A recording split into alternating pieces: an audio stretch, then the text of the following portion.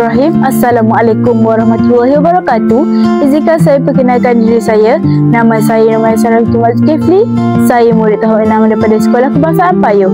Kod sekolah saya ialah TBA 2042. Hujan turun membasahi bumi, angin sepoi menyapa rasa. Buku ini bukan biasa-biasa, syarat makna menyentuh jiwa. Hari ini saya akan berkongsi dengan anda semua sebuah karya yang begitu mendalam dan penuh makna bertajuk Arkitek Jalanan.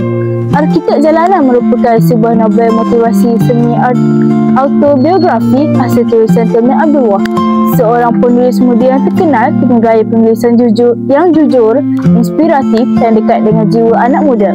Novel terbitan Imam Publication ini diterbitkan pada tahun 2017. Buku ini setebal 328 halaman dan mempunyai simpan kandungan sebanyak 22 bab. Novel ini adalah sambungan dari novel sebelumnya iaitu Pelukis Jalanan. Novel ini menceritakan perjalanan dan pengalaman hidup penulis sendiri sebagai seorang pelajar tahun akhir yang menempuh cabaran besar dalam mengejar cita-cita menjadi seorang arkitek.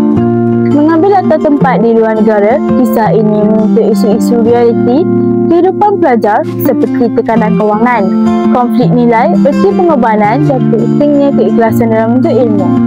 Demi bukan sahaja menggambarkan kisah-kisah beliau mengharungi kehidupan seorang pelajar, tetapi juga perjuangan menjadi manusia yang lebih baik walaupun diuji dengan pelbagai kesusahan.